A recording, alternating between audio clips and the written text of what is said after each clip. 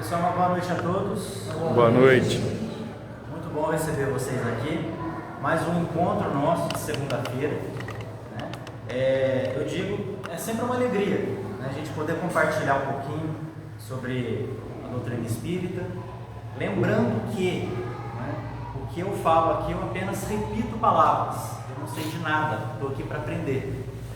E hoje, ao escolher o tema, não vinha nenhuma ideia. Eu falei, meu Deus, mas e agora, né? O que é que eu vou falar? Aí, lembrando do nosso último encontro, que a gente falou sobre o luto, né? Sobre a perda de pessoas queridas, que é uma coisa tão difícil de encarar, tão difícil de superar, de viver com isso. Nós falamos sobre os efeitos emocionais que isso traz para nós, né? Que nem sempre a gente consegue superar sozinho. Aí a gente precisa de um apoio, de uma rede de apoio. Só que, se a gente falou do luto, que é uma coisa que todos nós vamos passar, então, o que acontece durante o processo da morte? Porque se nós falamos do luto, que todo mundo vai passar por isso um dia nós também vamos deixar alguém. E como que funciona isso? Como é que o espírito sai do corpo? O que ele encontra depois que ele sai? As mortes naturais, as mortes por tragédia, por acidente. O que a doutrina espírita tem para dizer para nós sobre esse assunto? Então, ao tentar colocar aqui uma curiosidade sobre esse assunto, eu escolhi o livro O Céu e o Inferno, que na minha opinião é o melhor livro de todos. Porque quando a gente quer aprender alguma coisa do espiritismo, a gente vai com muita sede ao pote, né? E a gente chega na casa espírita e falam assim pra gente: olha, para vocês aprenderem alguma coisa sobre o espiritismo, vocês precisam estudar o Livro dos Espíritos. Quando me disseram isso, eu falei, pelo amor de Deus, que livro difícil. Quando você abre aquele livro com 1000 e tantas perguntas, parece que pelo menos no primeiro momento, ao invés de você aprender, parece que você desaprende mais ainda. É muita informação. E geralmente a gente vem movido, quase a maioria das pessoas, pela dor, e a gente quer uma resposta rápida, uma resposta para satisfazer uma curiosidade, né? E o livro O Céu e o Inferno, ele é muito interessante porque ele começa, Allan Kardec, ao fazer a pesquisa nesse livro, ele faz uma parte teórica e uma parte prática. Então hoje eu não vou falar muito sobre esse tema que eu vou falar para vocês aqui qual que é, porque a partir da semana que vem, na sexta-feira, né, o nosso amigo Daniel vai começar o estudo do livro O Céu e o Inferno. Então hoje é só uma curiosidade daquilo que a gente vai viver lá na frente. É um livro muito interessante, cheio de relatos de espíritos desencarnados, cheio de pesquisa, né, que foi feita naquela época. E quando a gente começa a entender esse livro e começa a praticar, né, frequentar o centro, a gente vai vendo que realmente as informações batem. Mas, então, o tema chama-se O Passamento. Nós vamos usar aqui a segunda parte do livro, o capítulo 1, que esse livro é dividido em duas partes. Então é a segunda parte, onde esse capítulo explica para nós o que é esse passamento, que é deixar de existir, falecer. Então, todos nós vamos passar por isso um dia. Tomarem que quando chegar a nossa vez, seja uma passagem tranquila. Mas aqui, os Espíritos nos explicam algumas condições para a gente passar para o mundo de lá um pouco mais tranquilo. Então eu acho que eu já pude colocar um pouquinho de curiosidade em vocês agora. E antes de prosseguir, vamos fazer a nossa prece inicial.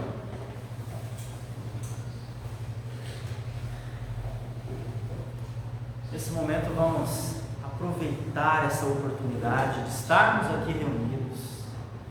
Vamos deixar as nossas preocupações de lado.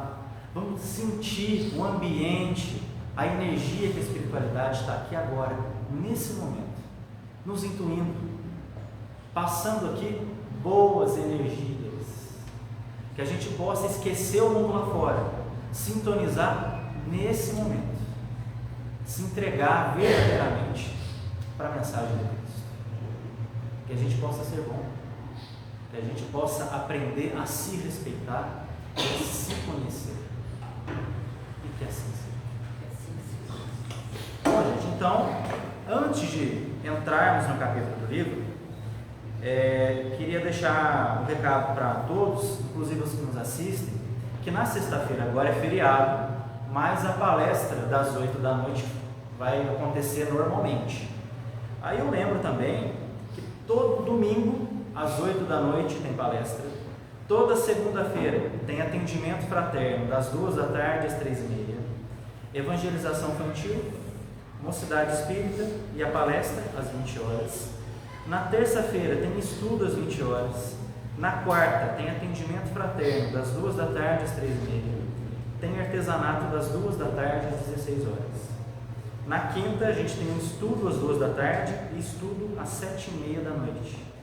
Na sexta, atendimento fraterno, das 2 às 3h30. Palestra e passe às 20 horas. E no sábado nós temos atendimento fraterno, das 9 da manhã às 10h30. Ou seja, tem atividade todo dia. Quem quiser vir, quem sentir vontade de vir, a porta está aberta. E o interessante nisso é que nós também precisamos de voluntários. Quem quiser se habilitar, a casa está de portas abertas. Bom, dados os recados, vamos começar então a falar sobre o passamento. Que negócio que é esse? O que Allan Kardec fala para nós? E no capítulo, ele começa da seguinte forma. Ele fala assim, a certeza da vida futura não exclui as apreensões quanto à passagem desta para outra vida. Há muita gente que teme não a morte em si, mas o momento da transição. Sofremos ou não nessa passagem? Podemos dispersar-nos de uma viagem neste mundo, menos essa. Ricos, pobres, todos devem fazê-lo, e por dolorosa que seja a franquia, nem posição, nem fortuna nenhuma pode suavizá-la.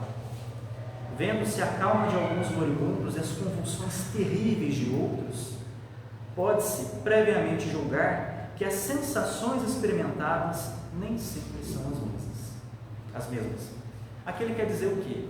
Existem pessoas que, quando estão ali prestes a ir para o mundo espiritual, quando estão ali no seu leito de morte, têm uma passagem muito tranquila, serena.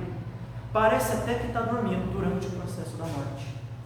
Outros já têm uma morte um pouco mais conturbada. Bom, a insensibilidade da matéria inerte é um fato, e só a alma experimenta a sensação de dor e prazer. Durante a vida, toda a desagregação material repercute na alma, que por este motivo recebe uma impressão mais ou menos dolorosa. É a alma e não o corpo quem sofre, pois este não é mais instrumento de dor, aquela é o paciente. Após a morte separada da alma, o corpo pode ser impunemente mutilado, que nada sentirá.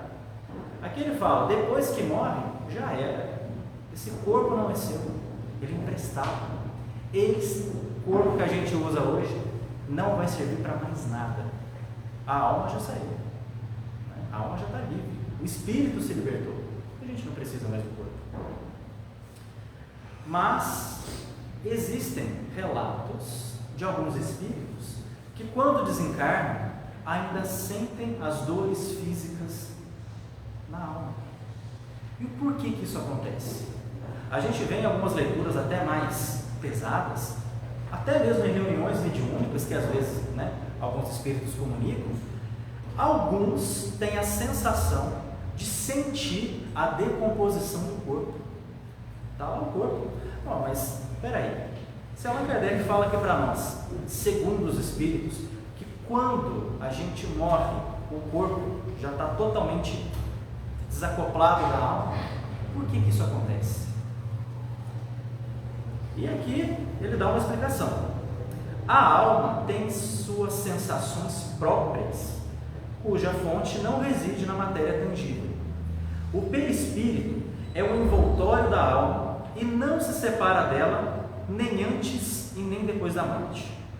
Durante a vida, o fluido perispirítico penetra o corpo em todas as suas partes e serve de veículo às sensações físicas da alma. Do mesmo modo, por ser intermédio, atua sobre o corpo e dirige os movimentos. Quando eu li isso aqui, o que eu entendi? Nada, entendi nada. Nossa, mas peraí, o corpo está livre, de repente está doendo, mas que história é essa? Mas aqui Kardec fala de um negócio chamado perispírito. O que é o perispírito? Eu não vou conseguir dizer para vocês o que é o perispírito. A grosso modo, mas muito a grosso modo, o perispírito é como se fosse uma cola. Não é isso, mas é como se fosse. É a cola que segura o teu espírito junto com o corpo. Claro que quando a gente falece, o nosso espírito ele tem como se tivesse um formato de luz. E para a gente ter um corpo espiritual lá no plano espiritual, a gente vai precisar de algo que molde esse corpo. E o que é que vai moldar esse corpo? A cola, o perispírito. Então, quando a gente está vivo, encarnado, tem o perispírito aqui. Quando eu vou para o mundo espiritual, eu vou levar esse perispírito comigo. E eu preciso cuidar desse perispírito, cuidando do meu corpo. Então, vamos ver o que ele fala aqui para nós. A extinção da vida orgânica acarreta a separação da alma em consequência do laço fluídico que une o corpo. Quando a gente está num processo de morte natural, ou uma morte violenta, ou algum acidente, o espírito, para ele, a grosso modo mesmo, vamos simplificar isso aqui. Para você morrer, o que acontece? Tem um elo de ligação entre o nosso espírito e o corpo. Como se fosse um cordão. No mundo espiritual, é conhecido como cordão de prata. Aquelas pessoas que muitas vezes estão ali numa mesa de cirurgia e relatam experiências de quase morte, elas até podem sim sair do corpo, ver o ambiente, até mesmo ir para casa e voltar, e estão cientes de tudo que está acontecendo. Depois elas voltam, porque o cordão de prata ainda está ligado. Quando esse cordão de prata é rompido, já era. Aquele espírito não volta mais para o corpo. Não tem jeito. Rompeu a ligação do cordão de prata, morreu. E como agora a gente já sabe, tem uma pequena noção do que é o perispírito, uma pequena noção do que é esse cordão de prata, aqui Kardec ele fala para nós: o fluido perispiritual só pouco a pouco se desprende de todos os órgãos, de sorte que a separação só é completa e absoluta quando não mais reste um átomo do perispírito ligado à molécula do corpo. A sensação dolorosa da alma por ocasião da morte está na razão direta da soma de dois pontos de contato existentes entre o corpo e o perispírito, e por conseguinte também da maior ou menor dificuldade que apresenta esse rompimento. Esse rompimento do cordão de prata e do perispírito sair do corpo, ele pode ser tranquilo, ele pode ser um pouco mais difícil. Se no momento em que se extingue a vida orgânica, o desprendimento do perispírito fosse completo, quase ali que imediato, que levasse alguns minutos, a alma nada sentiria. A sensação talvez seja de flutuar e ir para o mundo espiritual. Mas, se após a cessação completa da vida orgânica existirem ainda numerosos pontos de contato entre o corpo e o perispírito, a alma poderá ressentir-se dos efeitos da decomposição do corpo, até que o laço inteiramente se desfaça. Se vocês quiserem fazer uma pequena experiência, vai parecer bobo o que eu vou te falar, mas para ilustrar melhor na nossa mente. Se a gente pegar um papel de folha sulfite, colocar alguns pinguinhos de cola, 4 pinguinhos de cola, e colar numa outra superfície, nós vamos ver que os 4 pontos ainda vai segurar o papel na superfície. É o que mais acontece, é mais ou menos isso que acontece com algumas mentes perturbadas. Aqui, Allan Kardec vai falar para nós o porquê que isso acontece.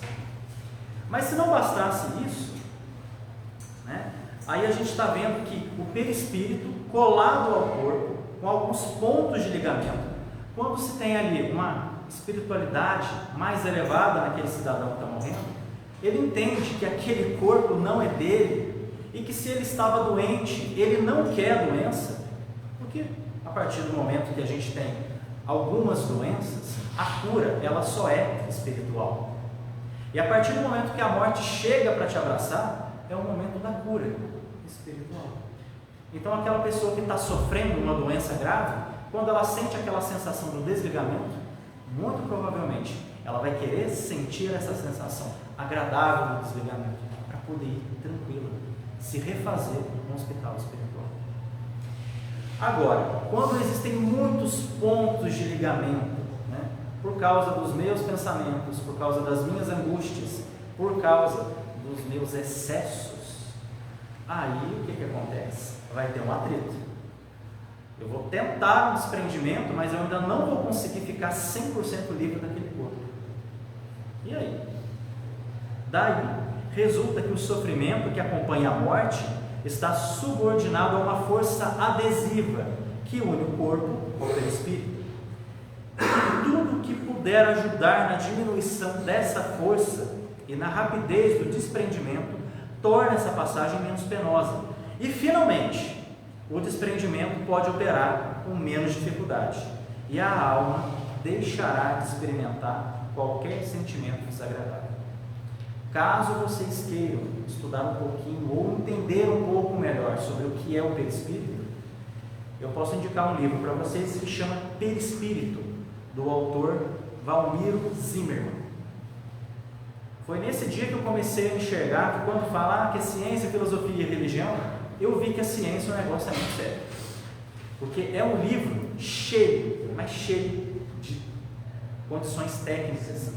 Eu, ao folhear aquilo, eu falei, eu não consigo entender. Quanto mais eu li, mais eu falei, olha, estou perdido, não consigo.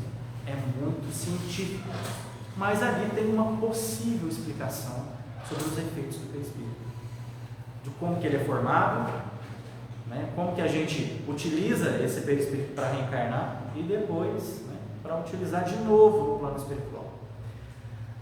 Bom, o segredo do desprendimento na hora da gente partir dessa para melhor é isso, algo que deixa o meu perispírito colado ao corpo. E esse colar ao corpo também ficam as minhas sensações. Então, se o corpo estiver ali numa situação ruim, cheia de dor, pode ser sim que a alma sinta esses efeitos. Bom, a gente fala que se fosse só isso, ainda estava bom, mas não. Tem outro negócio aqui que Allan Kardec fala através dos espíritos, que chama-se perturbação. Ora, mas espera aí, o cara está lá colado ainda no corpo, sentindo as sensações ali do corpo sendo comido ali, e ainda tem uma perturbação? Tem. E o mais interessante disso, quase ninguém escapa dessa perturbação. Quase ninguém. Ela pode durar anos, minutos, segundos ou séculos. E aí, os espíritos explicam para nós. Na transição da vida corporal para a espiritual, produz-se ainda um outro fenômeno de importância, que é a perturbação. É nesse instante que a alma experimenta uma sensação que paralisa momentaneamente as suas faculdades, neutralizando ao menos em parte ou quase toda parte as suas sensações. A perturbação pode, pois, ser considerada um estado normal no instante da morte, por tempo indeterminado, variando de horas, anos. A porção que se liberta, a alma, ela encontra-se numa situação mais ou menos comparada à de um homem que acaba de despertar de um profundo sono. As ideias são confusas, são vagas, são incertas. A vista apenas distingue como que é através de um nevoeiro, mas pouco a pouco as coisas vão se aclarando, despertando a memória e o conhecimento de si mesmo. Bem diverso é, e contudo, esse despertar, calmo para uns, aterrador para outros e horrendo para demais. Nós temos um relato de Maria João de Deus, que é a mãe do Chico, que ela fala que ela passou por um momento de perturbação quando ela faleceu. E a perturbação que ela teve foi que quando ela acordou, estava fora do corpo, falou: meu Deus, e agora? O que é isso? Ela chegava para falar com as pessoas e ninguém escutava ela, ninguém dava confiança para ela. Aí ela entendeu: nossa, parece que eu estou morta. E ela só conseguiu refúgio depois que ela encontrou uma igreja, pediu uma prece, fez uma prece. E aí ela, conseguiu ali um esclarecimento maior. Nós vamos falar ainda sobre a prece nos momentos de perturbação. Todos nós vamos passar por esse efeito de perturbação. Poucas são as pessoas, são raras aquelas que estão no momento de morte e conseguem sair do corpo e acompanhar o seu desligamento. Como que funciona o desligamento? Como é que o espírito sai do corpo na morte natural? Existe uma equipe espiritual que cuida de cada pessoa, porque já sabe que ela vai partir dessa para melhor. Mas então vocês vão me perguntar: nossa, mas tem hora para a gente ir? Porque se tem uma equipe espiritual ali, cuidando de uma pessoa doente, acamada, que está ali dentro de casa, mas então tem hora para morrer? Não é bem assim. Quando tem alguém doente, tem uma equipe de socorristas que estão ali preparadas para receber aquele espírito. Geralmente, costuma ser 2 ou 3 espíritos que fazem o desligamento do corpo do espírito. Como que funciona isso? Através de passes magnéticos. Esses passes que acontecem aqui na câmara de passe é o que os espíritos fazem quando a gente está no processo de morte natural. Quando a morte é natural, geralmente o primeiro efeito do corpo, do nosso corpo físico, é gelar os pés. Alguns pacientes terminais, quem trabalha no hospital, tem essa desagradável experiência, pode confirmar. O pé da pessoa vai ficando um pouco roxo, e aí depois o corpo vai reagindo. Só que é uma coisa tão louca, porque o seu corpo não quer morrer.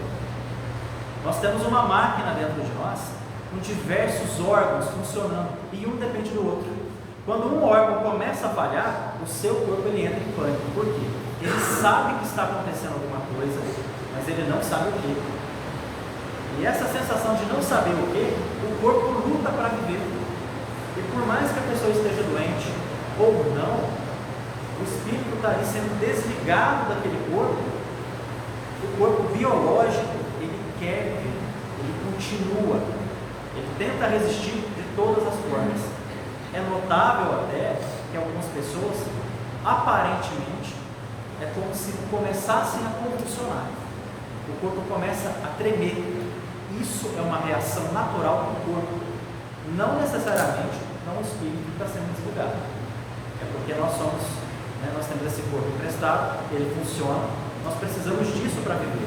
E de repente o seu corpo vai recebendo uma informação de que, tchau, até logo. Ele fica sem entender. Bom, então vamos lá. Isso é um efeito. Existem pessoas que a coesão é tão fraca que o desprendimento opera por si mesmo, como que naturalmente é, como se um fruto maduro caísse de uma árvore. Aquelas pessoas que têm a graça de ter uma passagem como essa, é simples. Como eu disse, algumas até conseguem ver elas saindo do corpo, sendo acolhidas no plano espiritual, e geralmente algum ente querido, algum familiar já desencarnado está aí no leito, esperando para dar um abraço, e assim conduzir para o plano espiritual. Isso quer dizer que aquelas pessoas mais espiritualizadas, quando falecem, quando se dá para perceber, já estão fora do corpo. A gente fala de perturbação no momento da morte, mas para algumas pessoas, quando estão lá no plano espiritual, acordam, elas estão ali no leito do hospital, sendo tratadas por enfermeiros. A única sensação que elas vão ter é de que, nossa, dormi um sono muito pesado e onde é que eu estou? O que eu estou fazendo aqui? Então, agora, o homem mais materializado, que viveu mais o corpo do que a própria vida, ele, aqui o que Kardec fala sobre isso? O homem materializado e sensual, que mais viveu do corpo do que o do espírito, e para a qual a vida espiritual nada significou, nem sequer lhe toca o pensamento, tudo contribui para estreitar os laços materiais. E quando a morte se aproxima, o desprendimento, quando se opere gradualmente também, demanda contínuos esforços.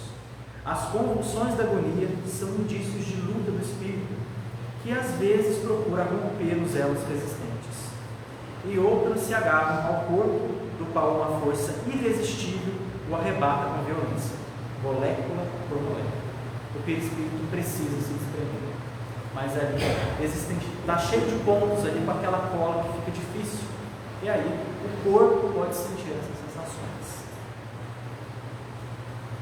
Bom, na morte violenta, as sensações não são precisamente as mesmas. Nessas condições, o desprendimento só começa depois da morte e não pode se completar rapidamente. O espírito, colhido de improviso, fica como que aturdido, sente, pensa, acredita-se vivo, prolongando-se essa ilusão até que compreenda o seu estado.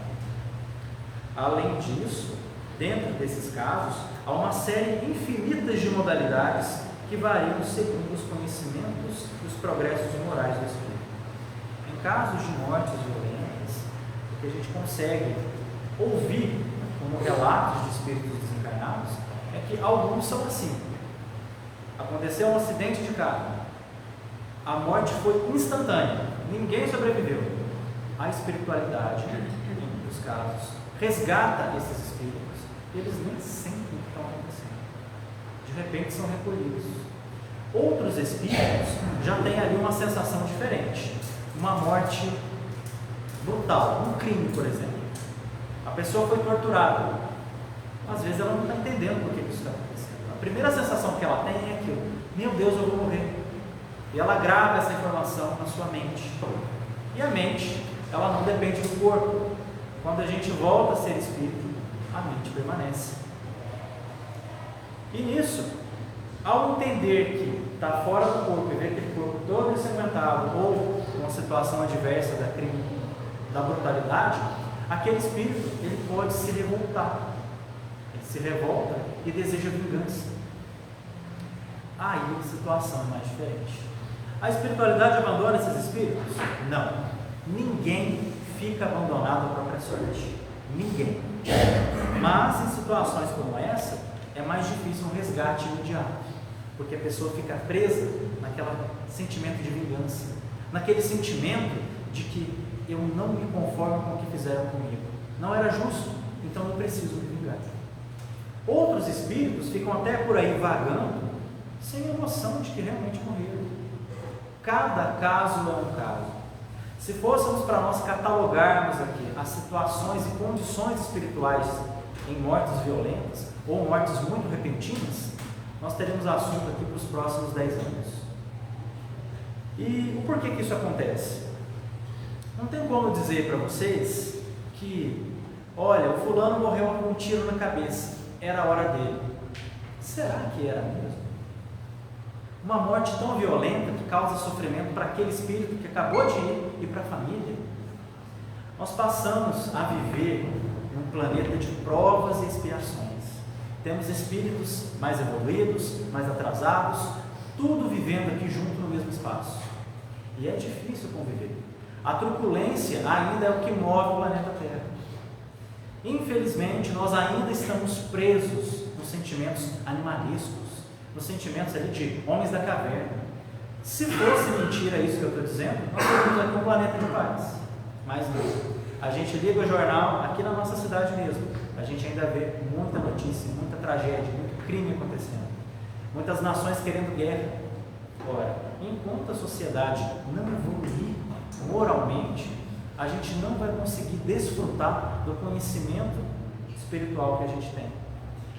E aqui fala-se, mas então morreu a pessoa espiritualizada, ela vai ser bem recebida. Mas e quem não é espírita? Como que é? Aí é que está o grande erro da nossa parte. Que a maioria dos espíritas deixam o ego tomar conta de si. Porque é como se essa informação fosse só para os espíritas. E não é. Quando a gente fala que a pessoa é espiritualizada, pouco importa a religião dela, nem precisa ter religião, porque quando você chega no plano espiritual, não vão te perguntar quem você era na terra. Sabe esse povo que fica dando carteirada aí, eu sou o fulano de tal? Então, lá não tem isso. Lá você leva a sua essência. Lá realmente não tem como enganar os teus sentimentos, os teus pensamentos. Não existe julgamento espiritual, mas a questão é que a pessoa espiritualizada, ela, só pelo simples fato de ter um pouco de humildade, empatia e respeito pelo outro, olha, você pode ter certeza que esse é o requisito básico para você ter uma morte mais tranquila. É tão normal a gente ver assim, nossa, mas a pessoa era tão boa e morreu sofrendo.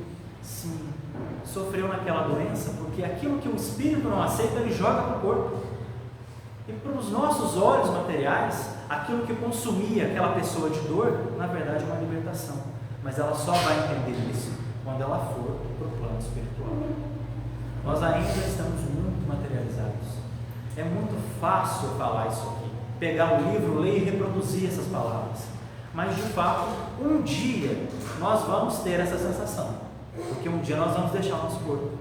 Então que a gente possa levar em consideração os momentos e as oportunidades que a gente tem.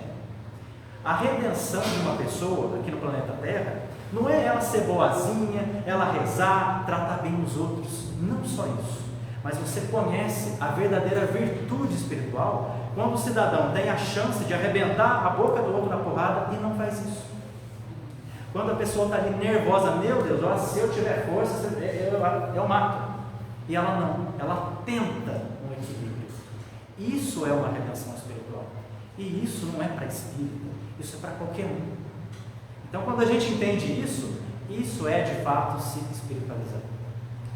Bom, temos muitas dúvidas sobre isso, sobre esse passamento. Já vou encerrar, esse passamento, que é o passamento, como eu disse para vocês no começo, é falecer, deixar de existir. Mas aí, meus queridos, falecer, nós vamos falecer, mas deixar de existir nós não vamos. Não vamos. Que sirva isso de consolo para aquelas pessoas que a gente ama, que ainda podem sentir o nosso amor e também podem sentir o nosso ódio. Então, eu digo que, mas é tarde demais, eu briguei com fulano, ele morreu, tá? Dá para pedir perdão ainda, se você quiser. Mas se você quiser cultivar o ódio, é uma escolha sua, também dá para cultivar, se você quiser. E quando a gente fala de o ser espiritualizado, tem uma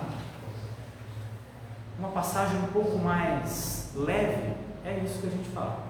Não é aquele que fica lá rezando, que fica vindo no centro espírita todo dia, porque eu tenho que ser bom. É aquele que, quando tem a oportunidade de fazer diferente, tenta se manter neutro. Ele morre de raiva por dentro, mas ele não fere o outro. E aí, conhece-te a ti mesmo. Porque a partir do momento que eu tenho algo contra alguém e eu não posso ferir aquela pessoa, eu também não posso me ferir. Eu preciso me conhecer e me desintoxicar desses maus pensamentos, me desintoxicar dessas dores, porque o ódio, ele gera um efeito físico. Faz um teste para você ver, começa a odiar alguém, se a saúde de você vai ser a mesma. Não vai ser. E para morrer bem, a gente tem que viver bem. E para encerrar aqui na nossa noite, o Kardec, ele fala, através dos espíritos, que para qualquer situação, de morte natural, morte violenta, seja ela qual for, e qualquer momento que você queira ajudar alguém, seja essa pessoa viva ou morta, o único remédio eficaz, que realmente ali vai causar o efeito, é a prece. Mas é a prece sincera. É uma pena que Kardec ainda não mostrou para nós nas suas obras os efeitos da prece. Ele fala, mas muito vagamente. Talvez o desafio, ao entender as obras espíritas, ou qualquer obra espiritualizada que seja desafiar cada um de nós a elevar o nosso pensamento às preces sinceras. porque é o único remédio que a gente pode dar para alguém. É muito melhor a gente cultiva muito a ideia do dinheiro, do conforto. É claro que a gente gosta de ganhar presente. Se vocês não gostam, eu gosto, pode me dar, eu vou adorar. Mas o melhor presente que alguém pode dar para o outro é uma prece. Então, se vocês gostam de alguém, comece a fazer isso, comece a praticar. E aqueles que já se foram, façam uma prece. Quando você está com raiva de alguém, faça uma prece. Eu não consigo orar para aquela pessoa. Ore para você mesmo, para que você consiga tirar o pensamento ruim, o sentimento ruim de você. Isso é um efeito de pessoas espiritualizadas, que eu não quero sofrer, mas então que eu possa cuidar de mim. E uma das formas da gente se cuidar, mas eu não quero prece, tudo bem. Então, no seu dia a dia, cultive pessoas melhores do que você. Cultive pessoas que, nossa, encontrei fulano, tudo bem, bom dia, porque aqui, Deus me livre desse tipo de gente. Eu não permito que ninguém reclame quando eu estou do lado. Porque para mim, a vida só começou a ser mais leve quando eu parei de reclamar. Isso eu posso dividir com vocês. Então, quem reclama não pode ser meu amigo. Eu seleciono as pessoas que eu quero. Eu quero pessoas boas. Pessoas que me deixam ali com vontade de sonhar, com vontade de fazer acontecer. Porque nessa vida a gente vem sozinho, a gente vai sozinho, mas aquelas pessoas, como eu disse no encontro passado, vão chegando na sua vida, às vezes por algumas semanas, alguns anos, o resto da sua vida. Se elas vierem para somar, ótimo, mas aí é problema delas, porque eu vim para multiplicar, e é isso que eu quero. Não quero somar, não. Eu quero que essa soma se torne muito mais do que uma simples conjunção de coisas. Eu quero a multiplicação. E isso é o que a doutrina espírita me ensina, e não necessariamente a doutrina espírita. Qualquer religião, qualquer coisa que te faça uma pessoa melhor, o ensinamento é basicamente isso. Então, lembrando, o nosso passamento, sim, é falecer, mas nunca deixar de existir. Vamos fazer a nossa vida valer a pena, vamos criar, aproveitar essas oportunidades, porque talvez esse seja o segredo, a gasolina, o combustível para o carro andar. Se a gente começar a praticar um pouco disso, eu tenho certeza que nós vamos ser pessoas melhores e vamos errar também, claro, somos seres humanos, mas talvez quando chegar a nossa hora, chegar a passagem lá da morte, que eu possa sentar ali na janelinha, que eu possa até me servir um suco e ir tranquilo, porque a gente está aqui não é à toa. Muitas pessoas ainda não descobriram a sua missão, ainda não descobriram o porquê que estão fazendo, o que estão fazendo aqui, mas se nós estamos aqui é porque tem um propósito. Então, se você ainda não descobriu o seu, ótimo, vamos começar a olhar para dentro, a cuidar de si. Quem sabe a gente não descobre juntos, E é isso. O que eu posso dizer para vocês hoje é isso. Nós continuamos existindo. Agora, as perguntas sobre perispírito, processo do desencarne, eu vou dar 2 dicas para vocês. Também para quem está assistindo em casa é interessante. Coloquem no YouTube, quando vocês tiverem um tempo, o vídeo chamado O Desencarne de Dimas. É um vídeo incrível que fala exatamente o processo da morte de uma pessoa. E também, se tiverem muitas dúvidas, anotem no papel e na sexta-feira, quando o Daniel for falar desse capítulo, Passamento no Céu e Inferno, vocês colocam ele no encruzilhado, pergunte o que quiser. Ele vai ter que se virar para responder. Vou jogar a bola para ele. Mas o principal é que quando a gente for ler qualquer coisa espírita, não vamos ler com aquele negócio de que obrigação eu tenho que saber. Ninguém tem que saber nada. As leituras que a gente traz aqui na segunda-feira para vocês é para ser de uma forma leve, uma forma gostosa, didática. Eu tenho certeza que vocês saíram com muito mais dúvida do que com esclarecimento. Mas o propósito é esse, questionar. Então vamos questionar. Tem alguma coisa de errado? Opa, vamos olhar para si, vamos cuidar da gente mesmo. Quem sabe a gente não acha um norte, uma direção. Eu agradeço a cada um de vocês. Mais uma vez, eu não consigo descrever em palavras a sensação boa que vocês me trazem ao estarem aqui. Eu só peço desculpas de não conseguir retribuir o que eu sinto aqui. Mas muito obrigado pela presença, pela paciência de cada um. E que a gente possa voltar para casa mais tranquilo, mais leve. Esse momento do passamento é um momento de muita dor. Para quem vai, para quem fica, mas nós temos que ter força para passar por isso, porque não tem como fugir. Eu posso dar um testemunho aqui? Claro, fique à vontade. Pois é. Você falou a respeito do passe na hora da morte, quando está meio mortal, né? Eu fiquei viúva faz 5 anos.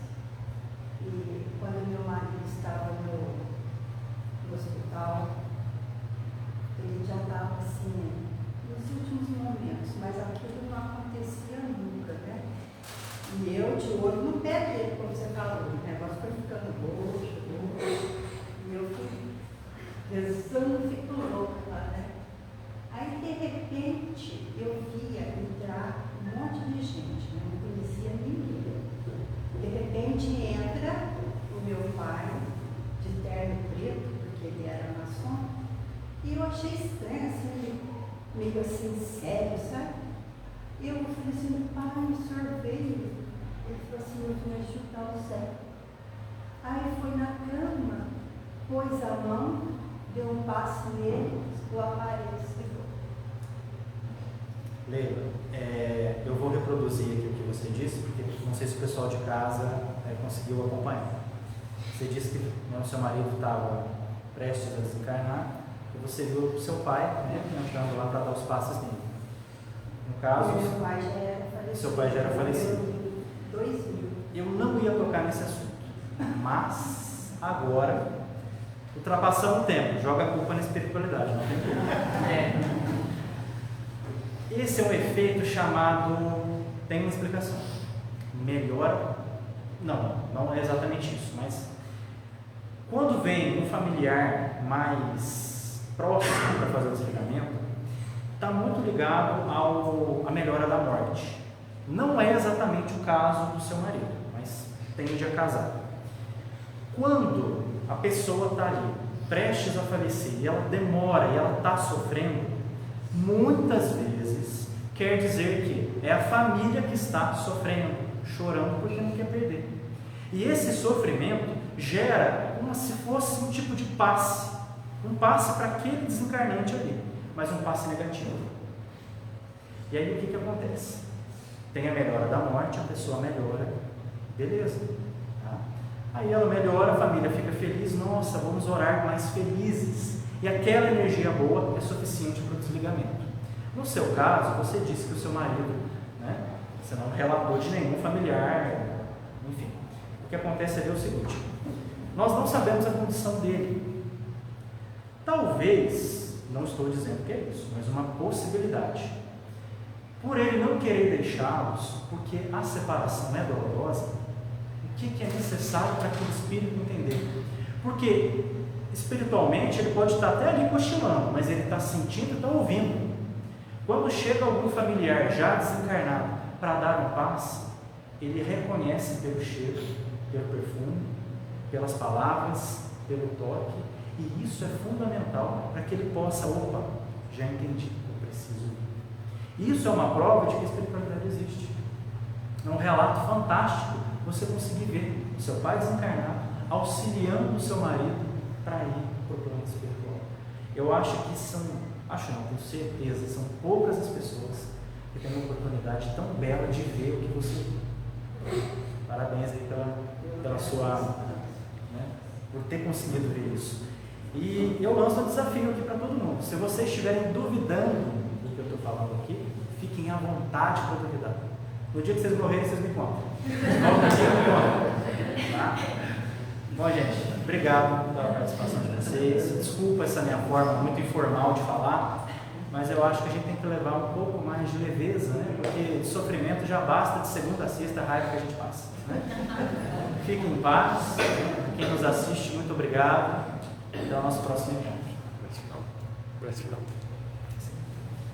Vou fazer uma prece agora. Vamos agradecer a espiritualidade pelo nosso encontro. Estamos todos juntos nessa comunhão de pensamentos, de sentimentos, que o que a gente pôde ouvir hoje possa, de alguma forma, acalentar os nossos corações e nos dar força para seguir. que eu possa seguir sempre com passos firmes, com vontade de vencer.